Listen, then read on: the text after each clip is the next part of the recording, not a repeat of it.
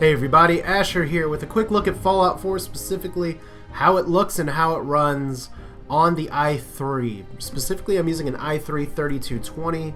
I'm using an HD Raedon 7850. Those are both below system spec requirements. I do have 8 gigs, I almost said 8 megabytes, 8 gigabytes of RAM. Important thing you need to know is that even though those are below the minimum specifications, if you were holding out wondering, can I even run this game? It's a lot like The Witcher 3 even. They are very conservative with their system requirements. But in fact, the game runs. It runs pretty well. Yes, there are a few issues. You're not going to be able to max the game out when mods come out that require much beefier systems with like an i5, God forbid an i7, which is the recommended one here. I'm sure the modders will lights out this game. Yeah, you'll need a beefier spec, but if you're happy running on medium settings, that's exactly what this is on, 78p. Medium settings. I will post the settings in the comments as well as my my specifications for my own rig. But I just want to pop into the game just to show you what the open world looks like. Okay, so this is from my first save of Fallout, and I'm not going to give away any story spoilers, but know that because the name of the game is Fallout, guess what? There was nuclear annihilation. So we do have the sky looking mighty blue. We do have details here of everything looking pretty nice.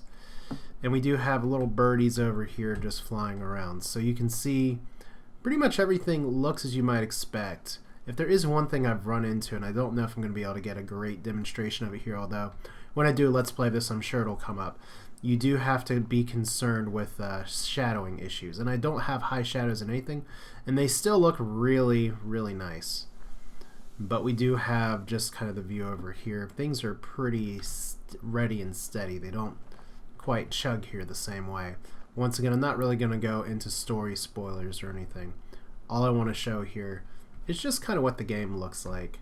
And although I will be playing mainly in third-person mode because of major motion sickness issues for any first-person games, I just want to show, like, here's the water. This is on the i3 once again. It still looks good. The environments look good. The main place where you're going to find slowdown is in some of the major action sequences, which is something that's been reported in like the PS4 version, the Xbox 360 version. But the PC version, pretty well optimized, and once again, there are some ways you can always cut back and save on resources, cutting out things like motion blur and everything else, cutting out lens flare if you really want to. But once again, if you are holding out on buying Fallout 4 because of not necessarily meeting the system requirements, if you're almost there, if you have something like the i3, it does work. And I would say it works pretty damn well, to be honest here. So, as I said before, Bethesda, they are going to have some issues just in terms of bugs and everything, because that's always going to be Bethesda games on release. But at least what we have here is that if you don't have an i5, which is the minimum requirement, if you are missing out on some of the processor horsepower, you should still be able to run the game. You just are not going to be able to max it out. So we can see some of the shadows here. Not the highest quality ever, but once again, what it boils down to is that, you know, it works. You want to play Fallout? You can play Fallout.